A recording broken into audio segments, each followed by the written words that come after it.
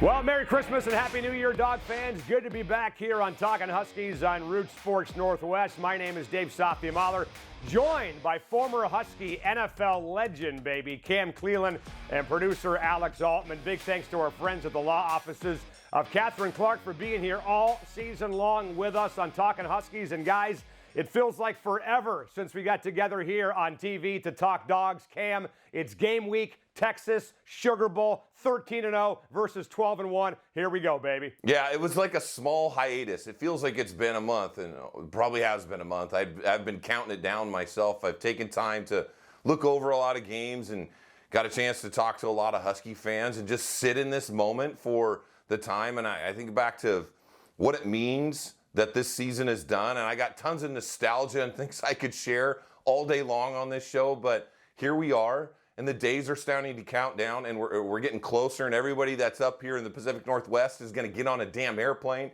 and head to the Big Easy. It's a big deal right now, but I think it'll all hit me. I'm one of those late guys that it just suddenly when game day hits, but the build-up, dude, it has been nothing but sensational so far.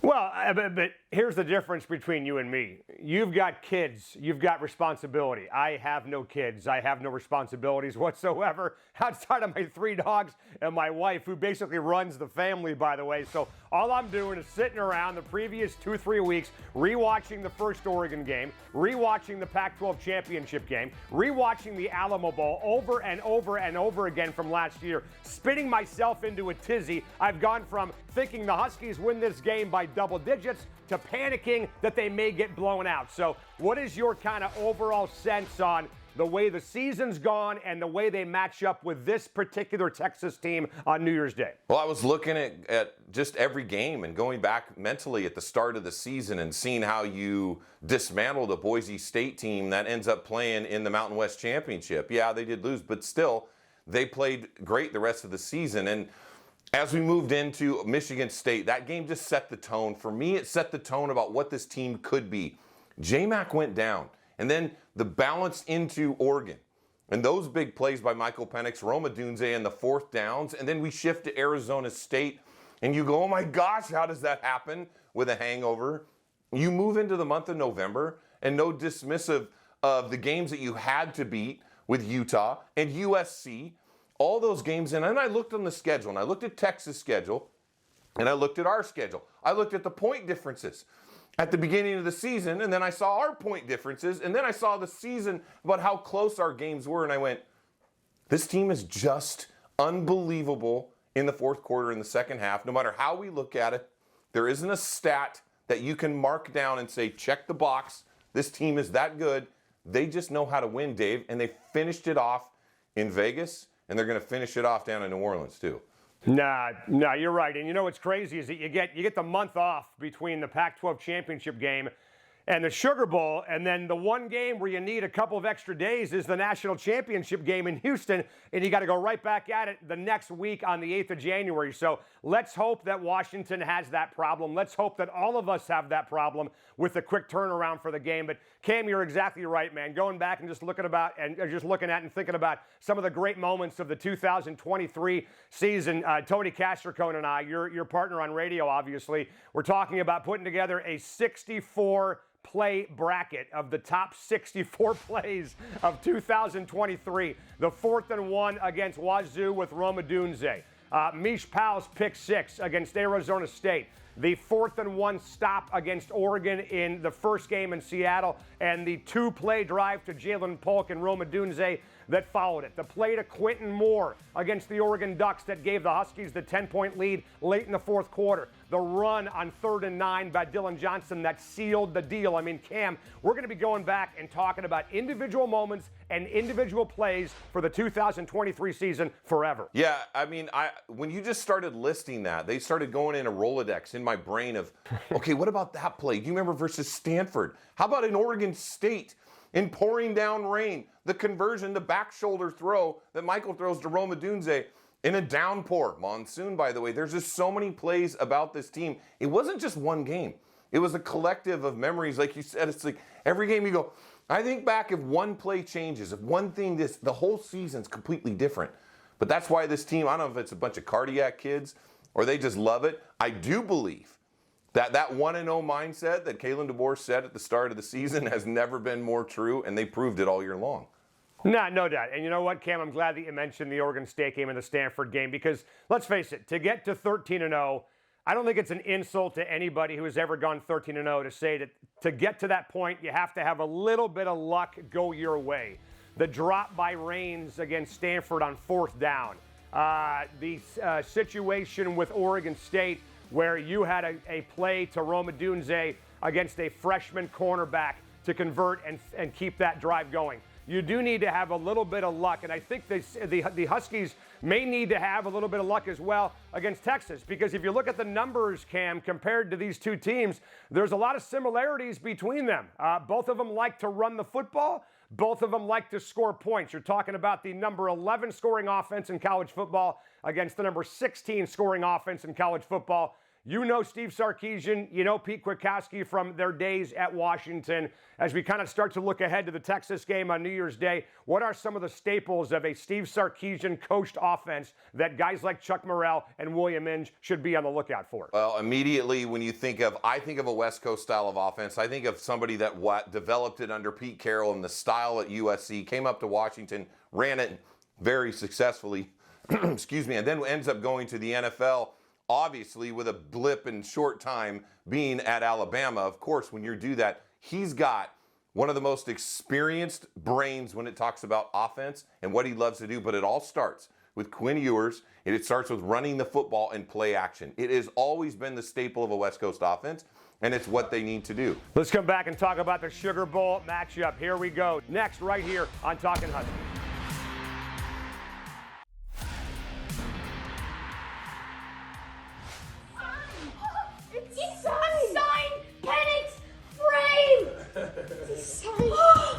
Well, you can't beat that right there, Cam. That is what Christmas morning is all about for Husky football fans all over the state of Washington, the West Coast. Great to see the impact that guys like Michael Penix and the rest of this Husky football team are having on youth in the area, man. That was awesome to see, and big thanks to our friend Nikki for letting us share that here on the TV show. Welcome back to Talkin Huskies. Dave Softy Mahler, Cam Cleland, producer Alex Altman. Big thanks to our friends at Nordstrom Heating and Air. You can find them on the web for all your winter heating needs at NordstromHeating.com. And Cam, things are going to be hot and heavy, baby, in New Orleans on New Year's Day between UW and Texas. These two teams got together in the Alamo Bowl last year in San Antonio, and there's a rematch on the horizon Monday at 8:45 Eastern Time, 5:45 Pacific, for the right to play in the national championship. You saw Texas up close and personal last year in the Alamo Bowl. I know you've watched that game over again. I know the coaching staff has watched that game a ton in preparation for this game on Monday on New Year's Day. Well,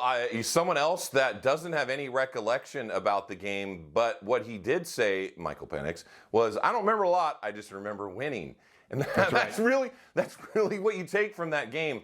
I thought at the end of that game, if I went flash forward and said, or flash back to it and said, hey, that fourth quarter where a couple points got scored at the end and it made it a little bit closer than it needed to be, Washington controlled that football game, but the mistakes by Texas, some of those were big and dropped a few footballs. There were situations where you went, oh, this team is good. And hey, they were missing their top running back. And again this year, they lose their best running back to a knee injury late in the season. And now you're going to have a freshman, a C.J. Baxter, who, oh, by the way, still got a lot of rushes. And there's a young guy that knows how to run the football very well. But Texas is, when we talk about recruiting, they're right there with anybody in the country. We talk about physicality, they're right there. Their front, their defensive line. They do have weaknesses in the secondary. Number 96 in the country when it comes to pass defense. I think that favors us if I'm going to look at stats. But you know me in the stat thing. I just look at it and I always try to get a realistic mindset of what this team is going to do successfully. And our quarterback is better. Our offensive line, shout out to the number one offensive line in the country and that award. Boom, big boys up front, all of it. I like the matchups, and in detail, this is a close game. That's just what it's going to be, and we expect it in New Orleans. Yeah, I think that Joe Moore award, by the way, that the UW offensive line won weighs more than you and me combined, and that's not hyperbole. That thing is gigantic. So glad you mentioned that. Congrats to Scotty Huff and the boys for winning the award for the best offensive line in college football. But Cam, some of the numbers in this game that potentially, favor Washington. The red zone offense for Texas, and I'm just looking at touchdowns because to me, field goals in this game allowed are a win for the defense. Texas is 49% when it comes to scoring touchdowns in the red zone. Washington is at 70%. Things like that have to matter in this game on New Year's Day. Yeah, that's the execution side that you're going to look at, and that's also the way DJ has come alive since the end of October and all the way through. Those are stats that matter because those are the closing stats inside that 20-yard line, and it's been the offensive line and the new resurgence of the ability to run with DJ. Yeah, I'm looking at the last 4 games, by the way, Cam, for Dylan Johnson. I'm glad you brought up the last month or so. Dylan Johnson, the last 4 games, as I go to my seeing aids here, 201 carries, 1,100 yards on the season, 14 touchdowns, but in the last 4, he's averaging 5 yards a carry, and the reason why I bring that up is because he has faced, in 3 of the last 4 games, Cam, the number 11, the number 14, and the number 4 rushing defense in college football in Oregon, Oregon State, and Utah. Now he's about to face the number 3 rushing defense in college football in Texas. They've done it before. They can do it again on New Year's Day. Well, they're going to face 2 of the best defensive linemen in the country. Number 93 is Devontae Sweat. He is a dude. In fact, I saw him catch. They moved him as a tight end in goal line situations, and he caught touchdowns. And number 90 is Byron Murphy the second. We know about Byron Murphy's up with Washington, but this guy is a beast. Those 2 dudes, that is Parker Brailsford. He is going to have an all-day lunch pail work job against these guys. But here's what I say when you look at a team and why Washington's been able to run the ball successfully. Of course, we're not the best. When I say the best, at the inside run games. But our edge blocking, the way we pull and get out around the corner on the tosses and the traps and the counters, those have been the runs that have been so successful. And it is because when Jalen's back, Rome Odunze, Polk, and Jeremy Bernard are on the edges, you can't pack the box. You can't load it up with linebackers and bring a safety. So it's one-on-one blocking. That's the advantage the Huskies have in this run game.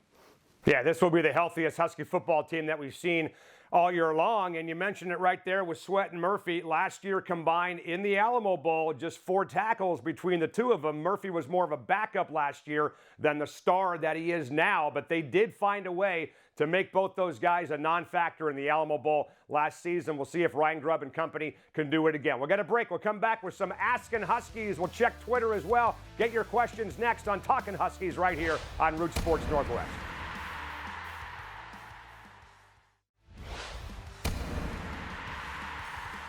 All right, Dog fans, we're getting closer. New Year's Day, Sugar Bowl, UW, Texas for the right to play in the national championship. Rose Bowl preceding our game against the Longhorns, Michigan, and Alabama. We'll see which 2 teams advance to play for the title game in Houston on the 8th of January. Big thanks again to our friends at Simply Seattle for being here all year long. Anything Husky related, Kraken, Seahawks, Sonics, Mariners, whatever it is. Maybe there's something that you did not get for Christmas that you want to buy for yourself. Be sure and jump on the website, simplyseattle.com, and use code WOOF15 at checkout for 15% off anything on the website at simplyseattle.com. Cam, it's time for a little Askin' Huskies right here on Root Sports Northwest. From Mike Bolf, if the Huskies run for over 150 yards, is that a good measuring stick for a Sugar Bowl win? They ran for $158 on the Longhorns a year ago, and Talapapa went for $108. Cam, I'll tell you, if they go for $150, I might throw a parade myself after the game's over. Well, by the way, if we're just going to be handing out everything you can imagine if they run for 150. I would love it. That's a signature. Mark it down. Put the W up with the win against Washington, because if you can put that up, that means you're controlling the line of scrimmage. I'm a huge fan of knowing how to control the line of scrimmage. You did it in the Pac-12 championship game, and that's why you dominated up front with those guys, and that's why they won the big Joe Moore Award with the best offensive line in the country. So, yeah, okay, as much as DJ's had such a great run, there's no way you're going to back off the opportunity to run at Texas. No doubt. And this is a Texas team that averages 80 yards a game on the ground. So almost doubling that up. Yeah, I would sign up for that right now. Jeff Wilson at Barbecue with Jeff on X wants to know, how do you think Durfee will fit in the rotation? That's Zack Dery, Cam, who finally got cleared by the NCAA. There's almost a kind of a myth about this guy. He's turned into a legend, and he hasn't played a snap yet for UW. Zack Dery will get his first snaps of his career at Washington New Year's Day in the Sugar Bowl. What do you expect out of him? I expect a young guy who hasn't played a game yet. Truthfully, that's how I look at it. I mean, he could come out in a few special teams. I would expect him maybe there a little bit, and maybe some certain situations that he goes out. But look, this Husky team in their rotation at backers and at the edges, they've done a really good job. So I don't know how much Coach Inge will want to ingest in it and how it will change. And certainly Coach Morrell, they want to get the best athletes on the field. But there's a lot of good players on this Husky defense, and they've settled in very well. And whatever opportunity we see him out there, great, because I can't wait to see him in the future. No, I'm with you. And then Craig Palmer on Twitter, at CPalmer29. How should UW defend Mitchell and Worthy? Xavier Worthy is the guy that gets the accolades for Texas, but Adonai Mitchell at 6'4", 200, Cam, 51 catches, 800 yards, 10 touchdowns. That's number one, by the way, receiving touchdowns for Texas this year. Had 6 for a $109 and a score in the Big 12 championship game. Talk about defending those two guys. Well, I'm thinking that Worthy is the guy that you're going to have to commit. And if it is Jabbar Muhammad, how can you do this in one-on-one situations? Jabbar Muhammad is as good a cornerback there is in the country, and he has his belt on lockdown at any point in time. So if you're going to go after it, look, Worthy is the guy. He is so electric in space. He is fast on the edges. They love him. They like to get him in those quick screens. They like to get him in slants and shallow crosses, but he is a vertical and speed threat. You're going to have to account for it. And that means that Elijah is going to have to lock up on the other side, but you're going to have help with Mish Powell. You're going to have safety accounting for where they are. But then if you remove them out, then that opens up the running game. Look, you can't stop everything about Texas offense. You cannot, but you just hope to not allow those big plays. And I think if there's one guy you have to worry about, it certainly is Worthy.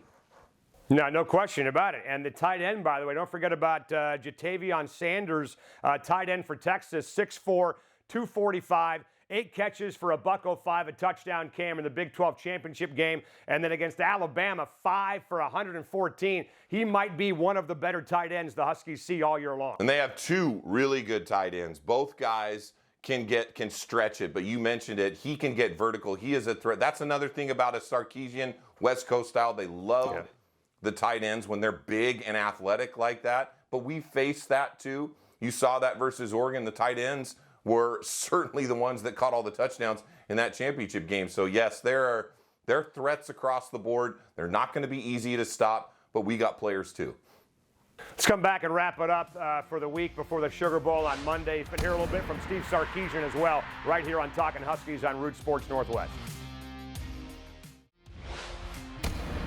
All right, Dog fans, welcome back. Final segment for us right here on Talkin Huskies on Root Sports Northwest. The next time we talk to you, either A, we'll be preparing for a trip to Houston, or B, recapping the end of the 2023 football season. The Huskies will see, Cam, a familiar foe on the opposite side of the ball. Former Husky head coach Steve Sarkisian, now with Texas, obviously, was asked about the irony of facing the Huskies yet one more time. A little bit ironic, but in the end, I think coming out of last year's game, I don't know if everybody outside of us really understood how good Washington was. That was a very good football team, and they've continued to do it. You know, they continue to win and find ways to win. They're a complete team as well. So, like I said, we definitely have our work cut out. So there's a couple things I think that you need to see, Cam, if you're a Husky fan. Number one, Texas's offensive line, 63rd in the country, is sacks allowed. We need to see Braylon Trice. We need to see ZTF and company get after Quinn Ewers. And then number two, one thing I don't want to see, I have nightmares in this game of those same players jumping off sides in a major important moment late in the game. That has got to be cleaned up for this game on Monday. So what you're mentioning are penalties, number one, being crazy disciplined, and certainly taking advantage of Quinn Ewers. Now, we're going to face a quarterback who I think he's a good player. I really do. I think he's talented. I think Michael Penix is a better thrower, but he will make mistakes. He will throw interceptions and do things that are a little risky. So yes, the pass rush is as monster as it gets. And from my things that you need to see, my one big thing is I need to see Jalen McMillan and Rome Odunze on those deep over routes that dismantled Oregon and took their heart, because it made them think that, crap, we cannot bring pressure, because that's 32 sacks they have on the season, Texas. So they're going to try. They're going to try to get after it. But in the end, I'm sorry, the way this offensive line protects and those two wide receivers, it's going to be an all-day job. Yeah, you mentioned that, Cam, earlier. This is the 94th best passing defense in college football. I mean, simply put, you're talking about weakness versus strength from Texas's side to Washington's side. That has got to matter in this game on Monday, man. Yeah, it has to matter, and all those things have to come into a factor, because it's the discipline side of what Washington's been able to do and how they closed in the fourth quarter. If this gets down to a one-score game in the fourth quarter, I feel very good about that experience to lean on it.